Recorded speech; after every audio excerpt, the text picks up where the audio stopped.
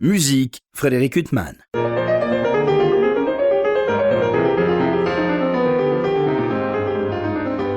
Bonjour, Frédéric Huttman au micro. J'ai le plaisir de vous retrouver pour un nouvel entretien. Aujourd'hui, j'ai le plaisir d'avoir deux invités. Théo Fouchéneret, bonjour. Bonjour. Victor Julien Laferrière, bonjour. Bonjour. Alors, si je vous reçois, c'est pour évoquer la poursuite d'une intégrale magnifique de l'œuvre de musique de chambre de Schumann. Donc, vous aviez déjà fait paraître des volumes consacrés à l'intégrale de la musique de chambre de Brahms. Et puis, Théo Fouchéneret, puisque vous êtes au cœur de cette nouvelle intégrale, j'avais eu le plaisir de vous recevoir avec votre frère Pierre pour le premier volume qui était consacré à l'œuvre pour violon et piano, puis l'œuvre pour violon et orchestre de Schumann. Et là, on aborde alors à la fois les trios et le quatuor avec piano. Et sans vous, Victor, l'œuvre avec vent et puis cette andante pour deux pianos, violoncelle et corps de Schumann, qui est une œuvre rare et merveilleuse. On va en parler. Tout ça pour le label B Records et tout ça enregistré en live. Oui, tout à fait, c'est le credo de ce label.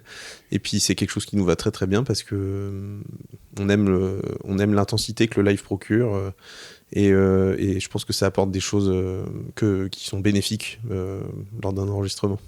Alors vous, Victor, vous participez à ce double album qui est consacré aux trois trios de Schumann et au quatuor avec piano. Vous êtes aux côtés de Théo et Pierre Fouchéneret et de Lise Berthaud pour le quatuor avec piano.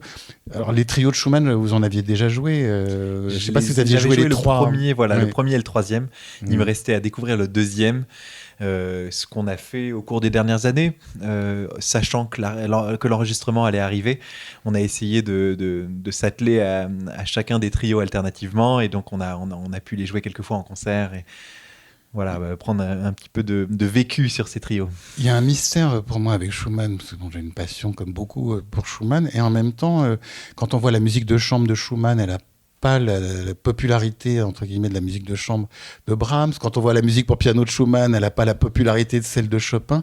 Qu'est-ce qui fait selon vous que cette musique qui est si émouvante, si touchante, si belle, si pure, elle résonne pas comme d'autres pour le grand public amateur de musique de chambre ou de musique classique? Qu'est-ce qui fait que cette musique qui est pour nous si importante et si belle, elle n'a pas encore la notoriété ou l'écho qu'elle devrait avoir? Même si, bien sûr, il y a le quintet avec piano ou quelques œuvres qui sont iconiques, mais je trouve que par rapport au génie de ces œuvres et à la beauté de ces œuvres, ça n'a pas la résonance qu'on pourrait attendre.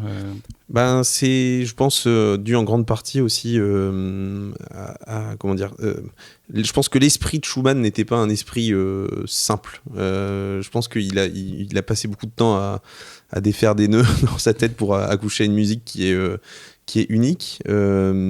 Et effectivement, c'est une musique qui se vit très bien en concert, parce qu'à chaque fois, je pense que les gens sont très émus par le rapport au temps qu'il a. C'est des choses qui sont un tout petit peu plus difficiles parfois à retranscrire en disque. C'est pour ça qu'on a choisi l'option d'ailleurs du live. Effectivement, Schumann, c'est aussi une musique extrêmement intérieure, je dirais, avec un monde très très développé, personnel, et littéraire aussi. Il y a énormément de références. Comment dire, je pense que ça va aussi un petit peu aux antipodes de ce qu'on attend parfois du concert entre guillemets classique, où la brillance n'est jamais gratuite, en tout cas chez Schumann, et la poésie très très profonde. Voilà, ça demande, je pense, de regarder profondément. Ça nous met tant un miroir, en tout cas.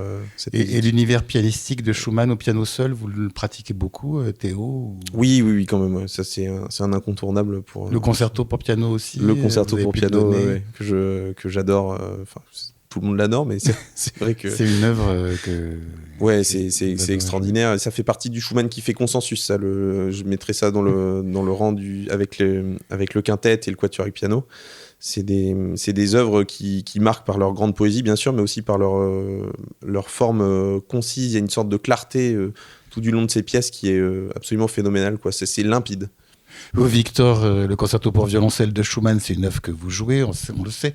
Et vous le jouez même, alors comment on dit, en joué dirigé avec l'orchestre Consuelo. Disons sans chef, c'est plus juste. Parce qu'en fait, la partie de direction se place surtout pendant les répétitions. Ce qui est assez agréable d'ailleurs de répéter comme ça de manière très horizontale avec des musiciens d'orchestre. Et puis ensuite au concert, en général, j'essaye d'éviter de trop gesticuler pour pas perturber le public et qui que ce soit. Et les musiciens s'en sortent très bien la plupart du temps, sans intervention extérieure comme ça. Mais pour en revenir au trio, ce que je trouve assez intéressant, c'est qu'une bonne partie de la musique de chambre de Schumann a été écrite à une période très particulière, en peu de temps, où il a produit le quintet, le quatuor avec piano, les quatuors à cordes, etc.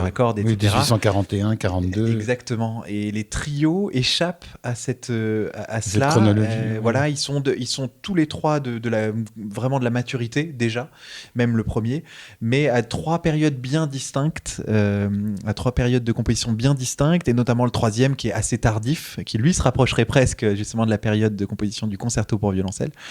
Et donc c'est un peu une, comment dire, c'est des œuvres assez singulières du coup dans sa production de musique de chambre pour ça aussi. C'est qu'on a un petit aperçu de ce que Schumann, s'il avait eu peut-être plus de temps ou s'il avait eu l'occasion peut-être d'écrire plus de musique de chambre à toutes les périodes de sa vie, aurait pu, voilà, dans quoi il aurait pu s'aventurer comme chemin. On voit que c'est profondément original, c'est dans plein d'aspects, dans la forme, dans les caractères qu'il essaye de produire, dans la manière d'utiliser les instruments. C'est assez passionnant de se plonger dans ces trios. En effet, c'est pas le Schumann le plus facile, mais on est extrêmement récompensé dès qu'on essaye de vraiment s'y plonger. La musique nous le rend au centuple, parce que c'est absolument extraordinaire. C'est extraordinaire, mais par exemple, on n'a pas, si je pense à vous en tant que violoncelliste, quand on pense par exemple au début du premier trio de Brahms, où il y a une manière dont votre instrument est totalement valorisé. Chez Schumann, il y a une émotion qui est différente. Enfin, on n'est pas dans ce violoncelle splendide. Enfin, c'est magnifique, mais c'est pas dans la même séduction. Absolument. En règle générale, je pense qu'on peut dire, c'est toujours délicat de faire des généralités, mais ils n'avaient pas du tout le même rapport, Brahms ou Schumann, justement à l'écriture, au fait de bien écrire pour un instrument ou pas, cette notion un peu abstraite-là. On voit que pourtant deux virtuoses pianistes, apparemment n'avaient pas du tout le même rapport au piano, en tout cas à la composition pour piano, et c'est exactement pareil pour les autres instruments. Mais parfois, on peut avoir même l'impression, au sein du génie brahmsien, que le fait de si bien écrire parfois pour les instruments et même pour comment on pourrait dire, pour un groupe d'instruments, peut parfois poser d'autres problèmes parce que ça veut dire que le discours doit être un tout petit peu plus, comment on pourrait dire, n'apparaît pas forcément de lui-même, puisque tout le monde a une superbe partie à jouer, tout le monde fait très bien résonner son instrument. C'est pas toujours si facile de hiérarchiser les choses et de se rendre compte quel était vraiment son discours premier. Alors qu'avec Schumann, il y a quelque chose de très brut souvent. Il s'occupe beaucoup moins du bien-être des instrumentistes et c'est très bien comme ça. Alors, tout est merveilleux dans cette musique, dans toute cette intégrale Schumann qui est en train de paraître et dont 3 volumes sont déjà parus, mais je dois dire qu'il y a des œuvres qui sont encore plus bouleversantes que les autres, et je pense notamment au 3e mouvement du 2e trio, ou au mouvement lent du quatuor avec piano, qui sont au milieu d'un océan de beauté quand même, ce qui vous vrille le cœur, si je peux me permettre ce cliché, mais c'est tellement sublime comme musique. C'est très spécial, de se confronter à ces mouvements, et surtout c'est comme s'il nous gratifiait en plus dans ce 2e trio un petit peu de 2 mouvements lents successivement qui sont extraordinaires. Et puis c'est vrai que pour mon frère Pierre, c'est vrai que c'était un petit peu son mouvement préféré aussi, ce 3e mouvement du 2e trio. On parlait aussi de l'émotion que nous procurait ce rythme de sicilienne qui est un rythme tout à fait particulier et Schumann s'en empare d'une manière bouleversante, très expressive, très nostalgique. Presque foréen quand même, justement. Presque foréen. Pas seulement le mot sicilienne, mais oui, bien sûr. Il y a un côté comme ça. Qui préfigure ça. On peut penser aussi à la sicilienne dans le concert de Chausson. C'est des fois les compositeurs arrivent à s'emparer de ce rythme et de manière très très très très belle. Ouais. Alors Victor, donc vous êtes joint à la famille Fouchéneret pour cette intégrale Schumann, notamment pour ces 3 trios et pour ce quatuor avec piano. On parlait du fait que vous n'aviez pas abordé avant le 2e trio, et le quatuor avec piano, qui est aussi un immense chef-d'œuvre. Vous aviez eu l'occasion de le jouer Oui, je l'avais joué plusieurs fois, mais sans forcément m'être attardé dessus, on va dire. Mais je suis très très content en tout cas dans ce projet aussi parce que c'est Pierre et Théo sont deux partenaires de musique de chambre depuis vraiment assez longtemps à nos échelles respectives, n'est-ce pas? Et bien sûr j'ai rencontré d'abord Pierre qui m'a ensuite présenté Théo. Mais donc d'une certaine manière je suis ravi qu'on puisse prolonger cette relation-là au disque et c'est la première fois je crois il me semble qu'on s'est vraiment attelé à un enregistrement ensemble, en tout cas ce type d'enregistrement-là. Donc ça me fait très plaisir et notamment tous les trois, c'est un groupe qui j'espère va perdurer longtemps. On l'espère aussi. Alors, en préparant cet entretien, je me suis aperçu que vous aviez plus d'un point commun, c'est-à-dire que vous êtes quand même des fratries de musiciens. Vous, Victor, il y a votre sœur Alice, qui est une magnifique violoniste, qu'on connaît plus dans l'univers baroque. Et notamment, je pense à un disque couperin oui.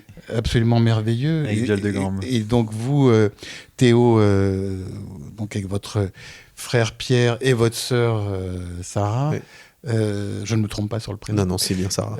C'est aussi une fratrie. Parce que déjà, trouver un enfant musicien dans une famille, c'est formidable. Et d'en trouver 3 ou 2 dans une même famille. Et comment on arrive... comment vos parents respectifs ont fait en sorte que vous soyez comme ça, des fratries de musiciens? Dans notre cas, il se trouve que ça part quand même d'une volonté de Pierre de faire du violon très forte apparemment.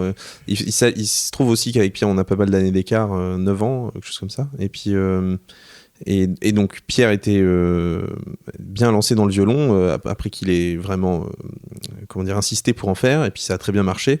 J'ai toujours pensé qu'il avait tracé la voie pour Sarah et moi par la suite, parce que c'était beaucoup plus simple déjà pour nos parents de voir comment ça se passait pour un musicien, qu'il était aussi possible d'envie. Ça les a un petit peu rassurés, son parcours. Et puis en ce qui me concerne, c'est vrai que c'était un objectif vraiment avoué de un jour faire de la musique avec mon frère, vraiment. Et alors, si je me tourne vers vous, Victor, parce que vous, en plus, votre sœur est violoniste, mais elle a choisi un univers éloigné du vôtre au niveau instrumental. Mais oui. Pas seulement de l'instrument. Alors c'est moi qui ai choisi quelque chose d'éloigné d'elle, mais j'ai aussi un petit frère qui est corniste naturel, donc lui aussi du côté de la musique ancienne. La situation est un petit peu différente de ce qui se passe chez les Fouchonneries, puisque moi, ça date de la génération de mes parents plutôt. J'ai quelques oncles aussi qui sont musiciens. Donc c'est un petit peu antérieur. Et ensuite, parce que je joue beaucoup moins que Théo avec les membres de ma famille, c'est un petit peu dommage, mais la vie est longue, on verra bien. J'essaie de me rapprocher aussi pas mal d'eux en faisant aussi des instruments anciens. Enfin, c'est pas la seule raison pour laquelle je fais des instruments anciens, mais espérons en tout cas que ça soit un facteur de projet ensemble. Alors, on va s'écarter un temps de Schumann, bien qu'on pourrait passer une vie à évoquer la musique de Schumann, puisque le 4 juin prochain, dans le cadre du festival du Palazzetto Bruzane, vous allez donner 4 œuvres françaises, donc Henriette Régnier, Mel Bonis et les 2 sœurs Boulanger. Donc ça, c'était le Palazzetto Bruzane qui vous a proposé ce programme. Il y a Nadia et Lily, je vous vois interrogateur, mais j'ai bien révisé, Victor. Donc vous allez jouer... Vous êtes le mieux préparé, je le savais. Non. J'oublie toujours moi de réviser ma propre actualité. Non, mais c'est le 4 juin, vous avez le temps de réviser. Mais on saura si vous jouez que du Lily Boulanger, qu'il y aura eu une erreur quelque part, pendant que Théo jouera du Nadia. Mais quoi qu'il en soit, il y a ce programme qui a l'air passionnant, qui va être donné donc le 4 juin dans l'amphithéâtre de la Cité de la Musique. C'est un répertoire qui vous a été proposé par le Palazzetto Bruzane. C'est ça. En fait, c'est un projet qui a déjà vu le jour au Palazzetto à Venise, où nous avons donné ce programme-là pratiquement à l'identique il y a maintenant 2 ans, peut-être. Maintenant 2 ans, et c'est même sorti dans un coffret consacré aux compositrices. Voilà, c'est consacré vraiment uniquement aux compositrices. Donc il y avait ce récital pour violoncelle et piano qui nous a énormément plu. En fait, ils nous ont envoyé, ils ont une banque ils ont vraiment tout un répertoire immense qui doit encore être défriché et tout ça. Ils nous ont envoyé beaucoup de choses qu'on a pu déchiffrer. On a choisi ce qui nous plaisait le plus. Moi, c'est pas du tout quelque chose de totalement inconnu, mais c'est vrai qu'elle n'est pas encore beaucoup jouée. Cette sonate de Henriette Régnier, par exemple, qui m'a particulièrement tapé dans l'œil, je dois dire.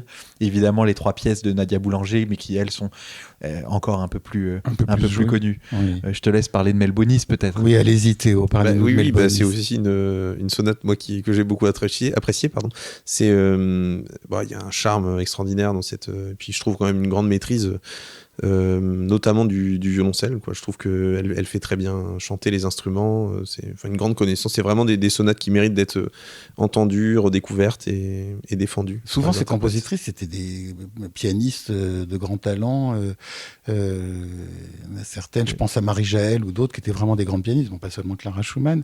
Et comment c'est écrit pianistiquement, ces œuvres, Théo? C'est très difficile. Ouais, c'est ambitieux, vraiment, parce qu'on est dans le cas de Henriette Renier, par exemple, c'est vraiment on se situe dans une esthétique proche de celle de César Franck, très très très grossièrement, hein, et donc c'est vrai que ça implique un piano quasiment symphonique, avec beaucoup d'implications, en tout cas de la part du piano. Mais le Bonis, il y a quelque chose d'un tout petit peu plus français, mais qui implique aussi pas mal de virtuosité. Donc oui, c'est vraiment des pièces difficiles pour piano. Alors on a parlé de ces œuvres de Schumann, trio, quatuor avec piano. Il y a aussi un album qui paraît au même moment avec les œuvres. Alors vous n'en êtes pas, Victor, et veuillez m'excuser un instant de m'éloigner de vous. C'est un album qui est consacré aux œuvres pour instruments avant et piano. Et puis il y a des œuvres pour hautbois et piano, pour clarinette et piano, pour corps et piano, une œuvre qu'on connaît aussi pour violoncelle et piano. Vous avez joué les deux versions, vous, Théo, hors cet enregistrement, la version avec violoncelle. Donc vous parlez des fantaisies. L'adagio pour Adagio. Oui, l'adagio pour corps. Oui, j'ai certainement dû d'ailleurs commencer par la version violoncelle. On la joue rarement avec corps. Je crois que c'est d'une difficulté pour le corniste. Ouais, ça a marqué. Il y a un avant et un après Schumann, je crois, dans l'histoire du corps. Ils en parlent. Il y a aussi un concert Stuck pour 4 corps qui est apparemment qui est extraordinaire, mais qui est apparemment très difficile. Peu d'orchestre aussi risque. Voilà, ouais. C'est ça. Et oui. Ouais. Et donc c'était une grande joie de le faire avec corps dans sa version originale. Et Félix a magnifiquement défendu cette pièce. Voilà. Et vous, j'imagine, Victor, que c'est une œuvre que vous jouez, cet adagio pour violoncelle et piano. Ah oui, mais ça fait quelques années. Mais je rêve surtout de monter le concert Stuck pour corps. Alors je vous rassure, pas au corps, mais de prendre part à une interprétation, quelle que soit la avec position. L'orchestre Consuelo voilà, ça me paraît tout indiqué. Alors cet orchestre Consuelo, on a déjà eu l'occasion de l'évoquer. Il va être cet été à la Chaise-Dieu pour la suite de votre intégrale des symphonies de Beethoven. Et puis, il y aura le concerto pour violon avec Lia Petrova et le 4e concerto de Beethoven. Alors, c'est moi qui me tourne vers vous, Théo, puisque vous n'en serez pas à votre tour, ce sera Jean-Frédéric Neuburger, mais vous rejoindrez l'orchestre pour un autre concerto de Beethoven. On sait lequel ce sera, le prochain avec Théo, mais pas encore je pense qu'on choisi. a un projet, en effet, dans un peu plus d'un an et demi, toujours à la un concerto de Beethoven pour piano. Je ne suis pas sûr que le numéro ait été arrêté. C'est choisi. Attendez, alors Théo, reprenez le micro. J'ai envoyé mes choix, je ne sais pas s'ils seront respectés. Et alors, vous les jouez tous, les concertos de Beethoven Je joue le 2e, le 4e et le 5e pour l'instant. Mais c'est mon projet de les jouer tous, évidemment, parce qu'ils sont équivalents de beauté. Équivalents de beauté. Ouais. Mais là aussi, le 4e... c'est aussi peut-être la perle de la couronne aussi. Enfin, ils sont tous sublimes, mais le 4e, quelque chose de particulier et de particulièrement bouleversant dans cette musique. Donc, on va revenir vers cet orchestre Consuelo qui continue donc ce travail. Ça a changé votre manière de jouer du violoncelle, Victor, d'être au cœur de l'orchestre comme ça Certainement, mais je suis trop plongé dedans. Voilà, je suis trop plongé dedans pour vraiment m'en rendre compte. Je pense que, alors c'est vraiment à multiples facettes. Donc c'est une question que je me pose souvent à peu près tous les jours. Donc j'aurais à la fois énormément à en dire et à la fois je suis trop plongé dedans probablement.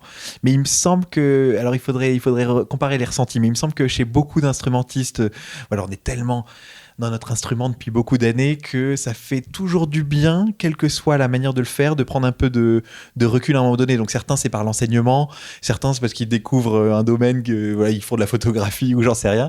Et d'une certaine manière, je pense qu'il y a des effets comme ça hein, qu'on maîtrise pas et qui n'étaient pas dans notre intention première, mais qui doivent exister, oui, je pense. Alors, on va revenir à Schumann avec une œuvre rare qu'on évoquait, qui est l'Andante pour 2 pianos, violoncelle et corps, Théo Fouchenray, donc vous avez enregistré.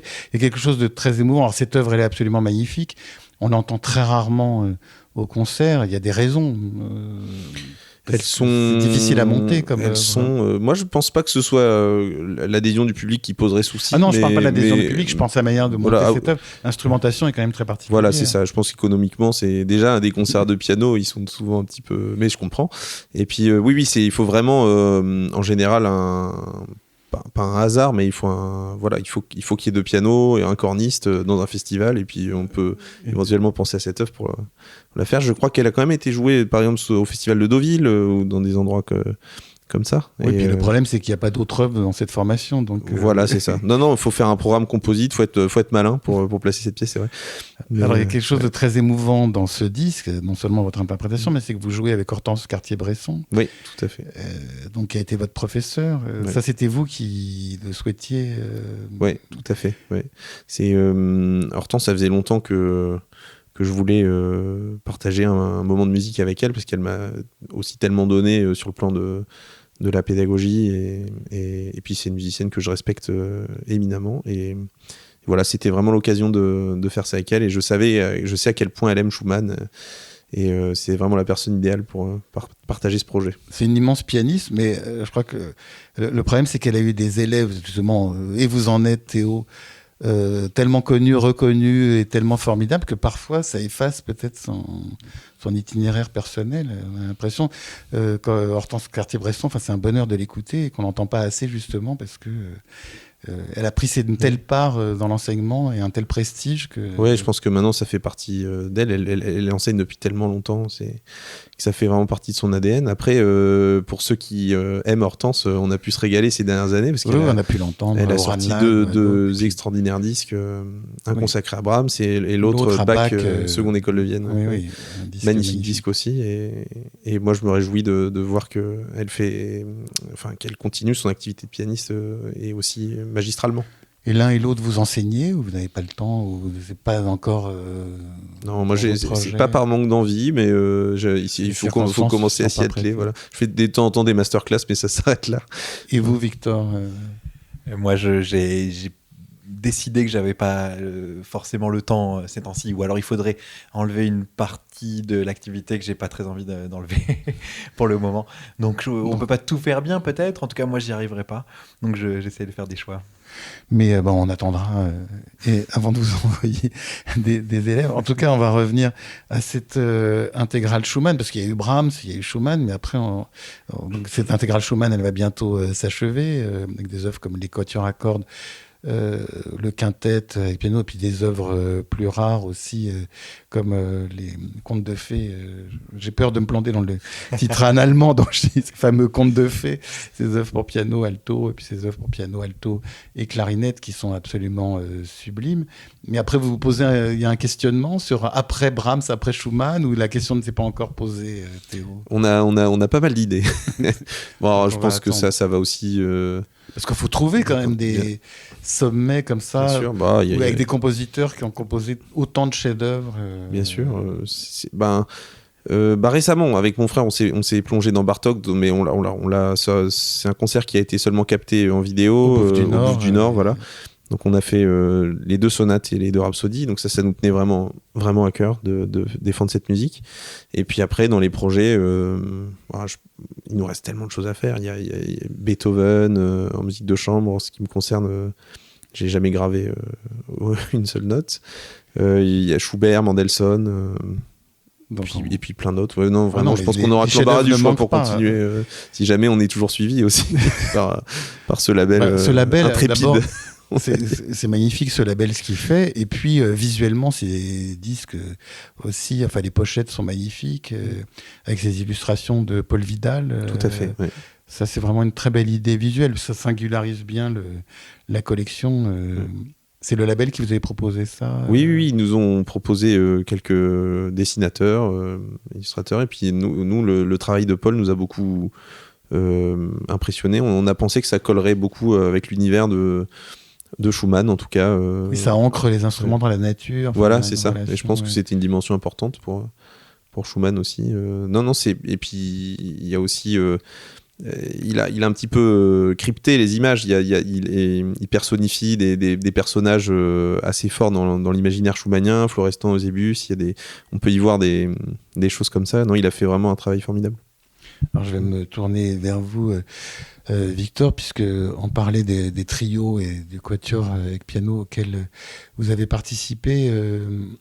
Cet univers, comment vous le définiriez, vous, cet univers de musique de chambre de Schumann? On en a parlé, mais c'est un univers très à part pour vous, ou alors c'est plus proche de d'autres univers chambristes que vous côtoyez? Je pense que c'est très très particulier. Il y a notamment dans le quatuor avec piano, qui est donc vraiment différent dans le projet et dans le style de ce qu'il a voulu faire dans les trios. Dans ce quatuor avec piano, il y a cette grande difficulté il reprend beaucoup de codes du classicisme, et en même temps c'est évidemment éminemment profondément romantique, de ce romantisme schumannien, on pourrait dire presque première période du romantisme. Mais il y a cette dualité-là qui est particulièrement difficile à réussir probablement. On a parfois l'impression d'avoir certains passages qui pourraient pratiquement être extraits d'un quatuor de Mozart, mais c'est pas du tout le même usage qui en est fait. Donc cette schizophrénie, c'est un peu un lieu commun quand il s'agit de Schumann, mais ce réflexe qu'on peut avoir du coup de jouer ça de manière un peu classique, tout de suite contredit par le discours, et quelque chose qui à chaque fois doit être repensé et essayer de trouver nos propres solutions. Et c'est l'une des grandes difficultés, je trouve, de ces fameuses années 41-42. Et alors, ce concerto de Schumann que vous jouez avec l'orchestre Consuelo, il y a les concertos de Haydn que vous pourriez jouer aussi avec une telle formation. On ne s'en prive pas. Il y a d'autres concertos pour violoncelle que vous pourriez jouer comme ça. La semaine prochaine, ce sont les variations rococo. Ah oui, ça vous l'avez donné aussi déjà. Oui, on l'a déjà donné. En général, c'est pas au cœur du projet. Le concerto de violoncelle, c'est pas la raison pour laquelle j'ai créé l'orchestre. Il se trouve que au gré des festivals, des saisons, et on est amené à en faire. Et d'ailleurs, je suis ravi quand ça reste dans une certaine mesure, quoi. Mais c'est vraiment pas au cœur des projets de l'orchestre. Le projet des symphonies de Beethoven est évidemment là beaucoup plus proche de ce qu'on a voulu faire. Donc je suis pas sûr qu'on va forcément mettre l'accent dessus plus que ça. Mais théoriquement, oui. Je sais que moi, mon grand maître Heinrich Schiff a joué même le premier concerto de Shostakovich en dirigeant de violoncelle. Enfin, cela dit, je le cite en exemple, mais je l'ai aussi fait sans chef il n'y a pas très longtemps. Ah oui. Mais je ne dirigeais pas. Là, l'orchestre avait l'habitude de jouer sans chef, et donc on l'a fait sans chef. Ou le concerto de Saint-Saëns, des concertos qui, à première vue, nécessitent vraiment de l'aide au niveau de la direction, sont aussi possibles. Mais ça, c'est évidemment grâce à l'immense qualité maintenant des musiciens dans la plupart des institutions orchestrales. Et puis, j'ose le dire, dans mon orchestre Consuelo aussi. Vous parlez de Heinrich Schiff, qui est une figure vraiment qui a marqué, enfin, et puis dans la disparition, il y avait comme ça des artistes dont la disparition frappe même les gens qui les connaissaient pas personnellement. Mais oui, Heinrich Schiff en faisait partie. J'aimerais qu'il y ait un travail un peu sérieux fait sur lui, parce qu'il y aurait plein de gens qu'il serait très intéressant d'interroger sur l'influence qu'il a pu avoir sur eux, et on peut parler même de Zacharias, Zetmayer, ou plein d'autres, notamment en Allemagne, Autriche, Angleterre, Hollande, qui ont été peut-être encore beaucoup plus marqués par Heinrich Schiff qu'on a pu l'être en France, où il était peut-être un tout petit peu moins connu. Alors Théo Fouchenray, on va évoquer maintenant le quintet de Schumann que vous avez, je crois, déjà enregistré. Oui, c'est fait. Ouais. Moi, je vous avais entendu en concert le jouer, c'était avec le quatuor à Rhodes, donc pas le même quatuor. J'en ai un souvenir magnifique. C'était à la salle Cortot. Et je ne vais pas faire l'intégrale des concerts auxquels j'ai assisté de l'un à l'autre, sinon on n'aura pas assez de 2 heures. Mais ça m'avait marqué, et puis on sentait que c'est une œuvre, vous aviez un tel bonheur de l'interpréter. Enfin, je sais pas, il y a quelque chose qui passait. C'est un quintet que j'adore rejouer, vraiment, qui me lasse pas. Je trouve que c'est probablement le quintet que j'ai le plus joué dans mes concerts, plus que le Brahms ou que Dvorak, ou Franck, ou Fauré un petit peu, mais je les ai fait plus récemment. Donc oui, Schumann, il m'accompagne depuis très très longtemps, et ça fait partie de ce genre d'œuvres qui sont faussement simples, faussement classiques. Ça n'a pas l'air simple. Mais oui, vous voulez dire au niveau de la construction. Voilà, au niveau de la construction, on s'y attelle. Il y a quelque chose de, comme je disais, très limpide, et en même temps, à chaque fois qu'on s'y attelle, on découvre des nouvelles choses. Il y a une telle profondeur en fait sous-jacente à cette pièce que du coup, c'est toujours un plaisir pour moi de la réaborder. C'est toujours une expérience différente aussi de la jouer. En tout cas, on a hâte d'écouter la suite de cette intégrale. En l'occurrence, il y a ce double album déjà auquel vous participez, Victor, pour les trios et pour le quatuor avec piano. Et puis il y a cet autre album, la suite, avec les œuvres avec vent. Et puis on aura le plaisir de vous retrouver le 4 juin prochain à l'amphithéâtre de la Cité de la Musique. J'en oublie dans vos participations au concert, ou est-ce qu'il y a d'autres projets qu'on peut évoquer, à part le concerto de Beethoven dans un temps X et un numéro X? Citons peut-être les 3 trios de Schumann qu'on va jouer dans le même concert au Festival de Sens, les Sensationnels. Ça, c'est votre festival. Voilà, exactement. On peut rien vous cacher décidément, mais j'essaye à chaque fois de vous coincer. Non, mais j'ai révisé quand même. Et puis, donc c'est quand ça? Et ça, c'est là où le directeur musical que je suis devrait pouvoir vous répondre du tac Non, mais au pas tac. exactement. Je pense que c'est le 5 ou le 4. Moi, je dirais le 4 juillet. 4 Très juillet bien. prochain à Sens, ville méconnue, à peine à 1 heure de Paris. Donc voilà. Formidable. Donc là, avec Pierre Fouchenray Avec aussi. Pierre Fouchenray. Donc la et même Théo formation. Fouchenray. Ouais. Très bien. En tout cas, ça fait du bonheur en perspective. Et puis, c'est un tel bonheur d'écouter cette musique. En tout cas, Théo Fouchenray, il me reste à vous remercier infiniment d'avoir été mon invité. Merci beaucoup. Et Victor Julien Laferrière également, j'ai été très heureux. Grand merci à vous. Invité. Merci. Pour illustrer cet entretien avec le violoncelliste Victor Julien Laferrière et le pianiste Théo Fouchenray, je vous propose de les écouter interpréter aux côtés de l'altiste Lise Berthaud et du violoniste Pierre Fouchenray, le quatuor avec piano de Robert Schumann. Je vous souhaite une très belle écoute de cette œuvre merveilleuse, une très bonne fin de soirée sur RCJ.